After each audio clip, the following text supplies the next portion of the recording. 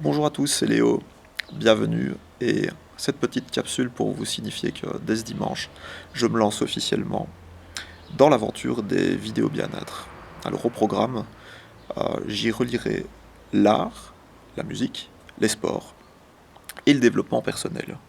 Et je vous partagerai un peu la manière dont j'en fais l'expérience dans ma vie de tous les jours et la manière dont je partage tout ça avec mes élèves ou mes clients en tant que coach. Donc je suis professeur de guitare, professeur de musique, je fais de la direction artistique et depuis peu je suis coach de vie.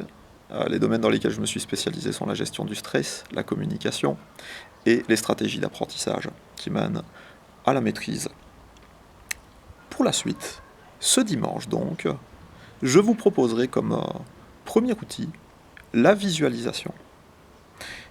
Et je vous expliquerai en long et en large la manière dont j'en ai fait l'expérience et comment je l'utilise personnellement ou comment je la propose aussi donc à mes clients ou certains de mes élèves qui sont parmi les plus téméraires ou courageux. Donc voilà. J'aimerais partager avec vous une petite expérience justement concernant la visualisation, histoire de vous donner un petit peu l'eau à la bouche et de vous expliquer concrètement à quoi cela sert. Donc, une expérience en laboratoire avec une équipe de neuroscientifiques et d'autres scientifiques dans d'autres disciplines. Je ne sais plus exactement, mais ils étaient un paquet.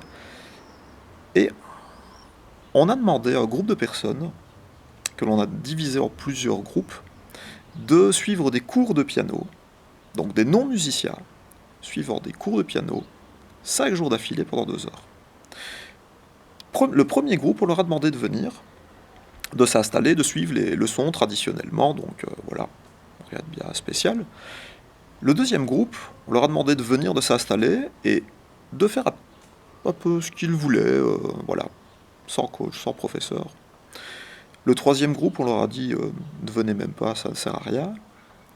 Et le dernier groupe, on leur a demandé, après avoir suivi un début de leçon traditionnelle, de cesser de manipuler le piano et d'imaginer les leçons jusqu'à ce que les mouvements soient clairs dans leur imagination. Voilà. Alors, cette équipe de scientifiques a branché les cerveaux des uns et des autres avant et après l'expérience. Eh bien, pour le groupe 2 et 3, je vous rappelle, on leur a demandé, le groupe 2, de venir et de faire ce qu'ils avaient envie. Le groupe 3, on leur a carrément dit ne venez pas. Il ne s'est rien passé de spécial. Pas de nouvelles compétences, pas de nouvelles connexions neuronales. Par contre, pour le groupe A et 4, donc le groupe suivant les leçons traditionnelles et le groupe 4 suivant les leçons mais avec la visualisation.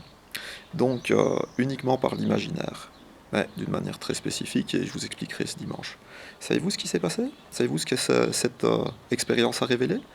Que ces deux groupes ont développé les mêmes compétences et les mêmes connexions neuronales, ou à peu près.